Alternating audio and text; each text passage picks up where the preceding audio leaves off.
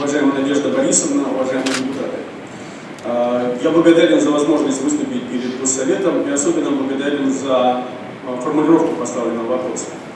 Надо сказать, что все предыдущие разы вопросы формулируются исключительно вот каким-то таким образом, что предполагало совершенно бессодержательные выступления. Ну, вот они такими же и были. Впервые сформулирован содержательный вопрос, который дает возможность сказать что-то содержательное. Какова роль непарламентских партий? Слово русский язык велик и богат. Да? Когда говоришь непарламентская партия, хочешь сказать, что это не парламентская. Вот. Но я не буду. Не волнуйтесь. Какова роль непарламентских партий? Вам всем прекрасно известно, что в стране в целом, и в республике в частности, она стремится к нулю. Максимум, в лучшем случае, наверное, скорее в худшем случае, непарламентские партии используют как спойлер. Вот недавно на выборах в Костроме против нашей партии Парнас была выставлена партия Парзас. Вот нет пределов выдумки.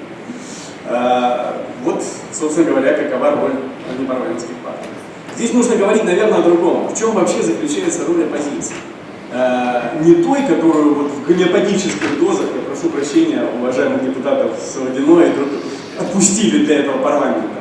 Вот, это как бы гомеопатические дозы оппозиции здесь присутствуют, как уважаемый депутат Госдумы.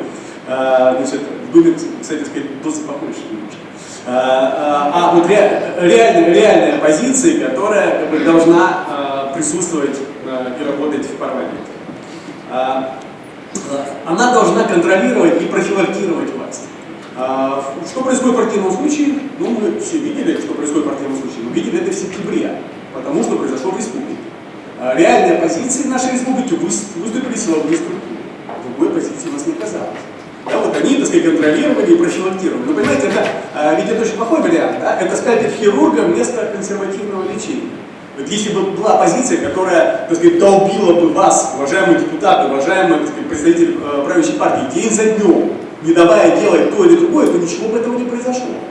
Вот в чем на самом деле роль оппозиционных партий. Конкретный пример. Вот, значит, на этом заседании обсуждались очень важные вещи. Ну, вот, например, кадровое назначение зампред правительства, представитель в Москве. Я искренне верю, что это прекрасные, высокопрофессиональные люди.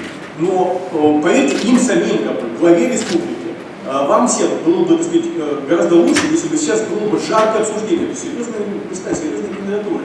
Были бы предложен большой список этих кандидатур, были бы разобраны, ну и все, так сказать, там, достоинства и недостатки. Разве бы это повредило вообще, так сказать, процессу, так сказать, назначения, кадровому процессу?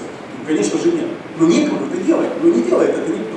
Вот, оппозиция, она здесь есть, так сказать. Они могли бы, может быть, этот вопрос поставить, но они понимают, что это будет глазом выпивающим в пустыне. Они по каким-то нескольким, так сказать, ключевым точкам сегодня высказались.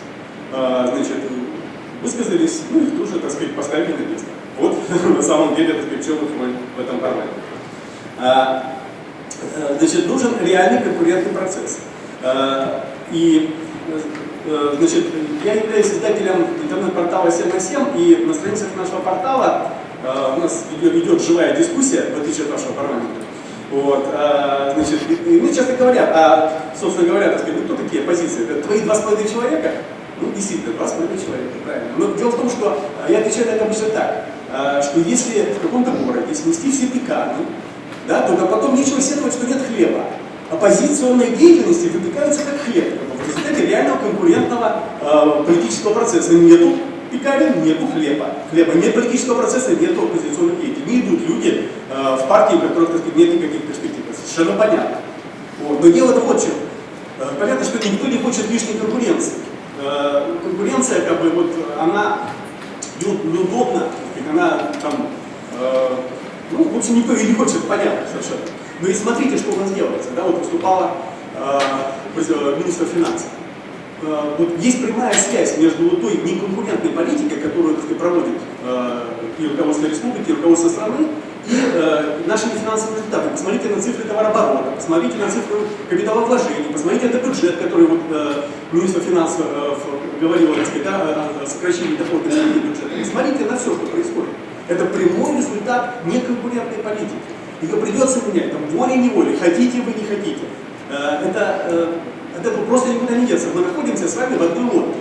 И если, так сказать, под вашим, извините, так сказать, простите, сиденьем еще пока сухо, но у других людей в этой же лодке, так сказать, уже плавают по пояс, вам не следует, господа власть, обращаться. Мы все в этой лодке, и нам всем будет очень... Спасибо. Леонид Александрович, уложились в расчетное время. Спасибо.